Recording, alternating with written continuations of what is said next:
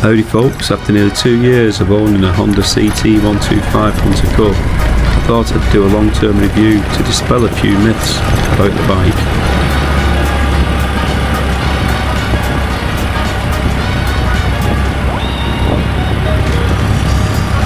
I'll tell you the 5 things I love about the CT and the 5 things I hate.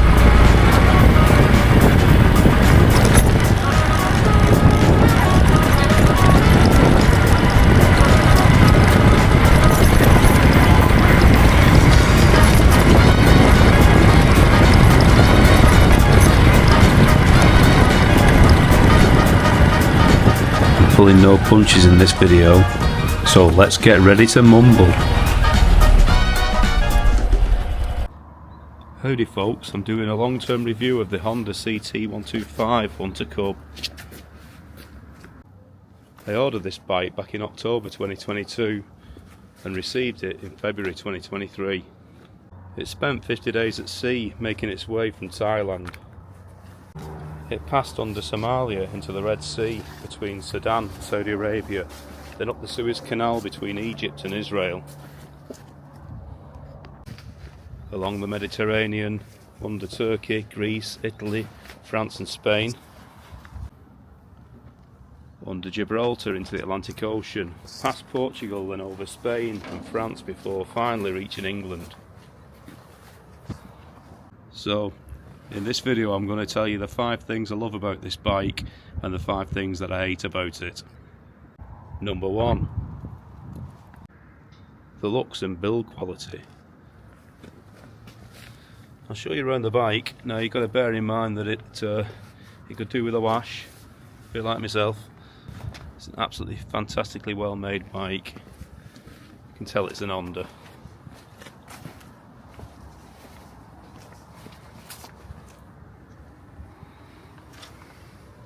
Really well made.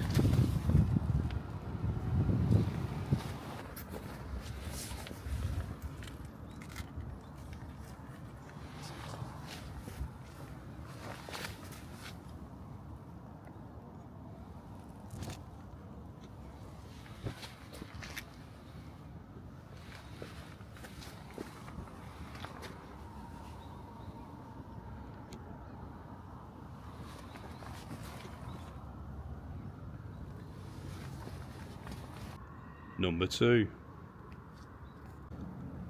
So the first thing that drew me to this bike was the massive rear rack.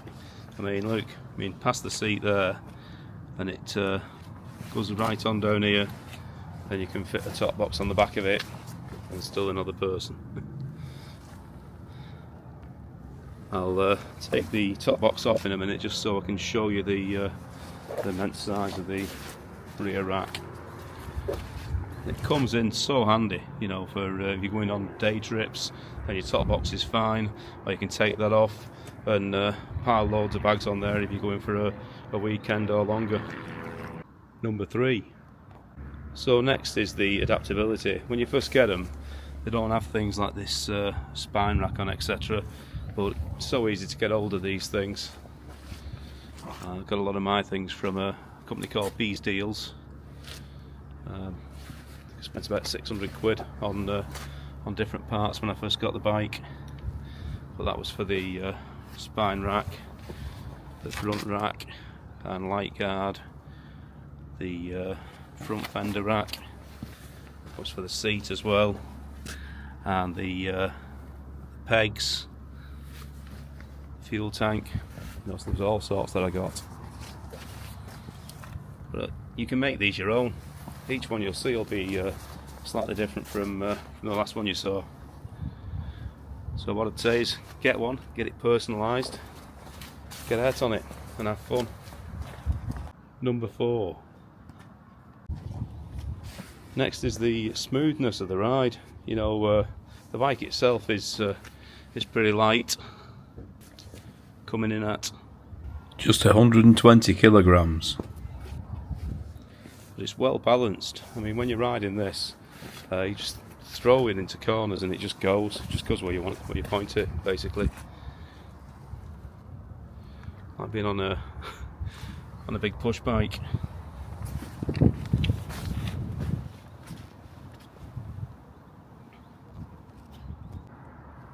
gear changes as well are really smooth. I've had a C90 for about 15 years, and I find this is much less clunky when you're going back down the gears.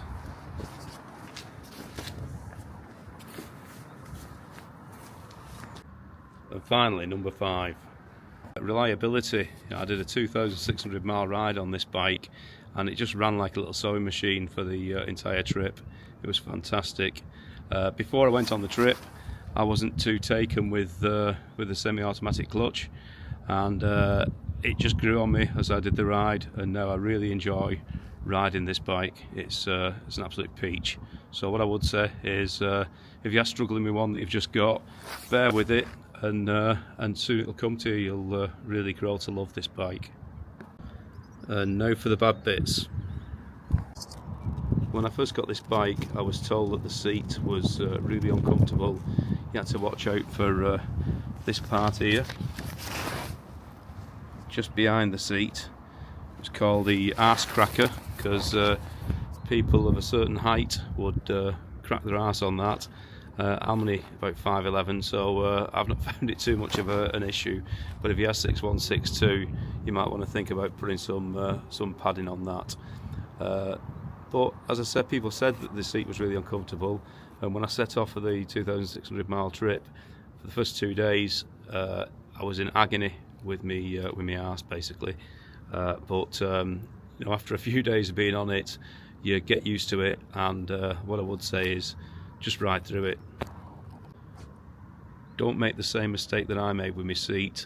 I bought one of these inflatable seat covers, and so I inflated it, put it on, started the long trip, and as I said, that first 2 days I was in absolute agony, and I had to keep stopping every 15-20 miles and have a walk round, because my arse was hurting so much. And then I was on the Isle of Wight, and this guy came over to me and he says, "Do you mind me asking you why you've got that inflatable seat?" And I said, "To try to protect my arse, it's killing me." He said, "Do you mind me asking why it's inflated?" I said, "Because it's an inflatable seat." And he said, "No, that's not how you use them." He said, "What you need to do," he said, "is you put the air in it, and you take the air out until there's only a little bit left, and then your arse basically finds its place." And I did that, and it was like night and day, the difference between how it felt before and after. So what I would say is, if you do use something like an inflatable seat, use it properly. Take most of the air out and just leave a little tidgy bit in, so that you can find your seating position. A day or two after that, I ended up stopping using the inflatable seat anyway, and I've found ever since that it's not given me any issues whatsoever. So you'll see all these comments etc. on different forums saying, "Oh, you're going to do 50 miles or so, and then you can't ride any further because how it affects your arse." I wouldn't listen to them. Just get past it, get past the pain, and you'll be fine. You just need to harden your cheeks up a little bit. Yeah, the next bad thing probably is the difficulty in getting insurance. Because it's a grey import, you'll find that more or less every insurer that you try, they'll have a look on the system, they'll not be able to find it, and then they'll have to go to an underwriter to get you insured. So just bear that in mind, the fact that you might just need to take a little bit more time to find an insurer. What I would say is there's plenty of forums on Facebook groups, ones that are dedicated to CT125s. Just go on there and just ask the question, because I'm sure there'll be lots of people who'll tell you where they've recently got theirs from. There's about 100 of these in the country, so people are getting them insured. Don't let it put you off, but just be mindful of it when you first get the bike. The next one's speed. Everyone wants a few more miles an hour out of the bikes, but this one tops out at around 50, so be mindful of that. It's just a bit too slow for the motorway. I mean, you don't want trucks constantly overtaking you. So I was going to do 5 things I love about this bike and 5 things I hate, but I honestly can't find another 2 things that I hate about this thing. And even the ones I have found, I don't hate about it. The seat, I've got used to the seat. The speed, I knew that before I got it. And then the insurance bit, once you've got your insurance, you sort it for 12 months, so you're alright. So I would say that hate is a big word. What I've got are 3 little niggles and 5 really super positive things about this bike. Go and get one, go and have some fun. You'll get some bargains on there now, because a few people will get them and sell them because the seat feels a bit uncomfortable, or it goes slightly slower than they thought it was going to go. But that just means bargains for you, so go and get them. Viva the Monkey Revolution.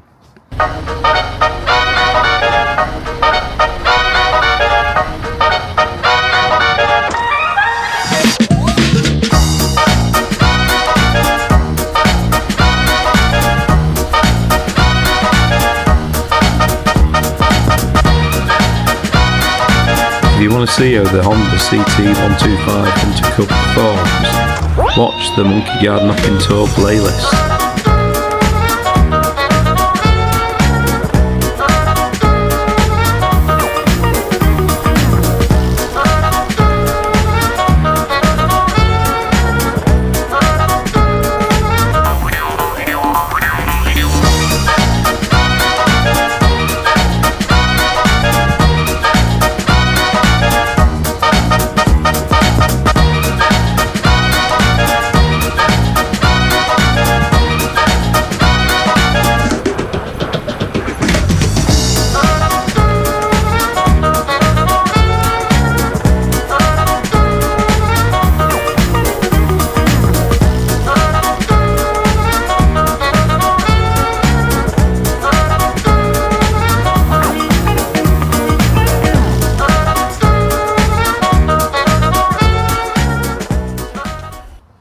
So folks, this is a road that I used to be able to go down years ago, but have a look at this sign.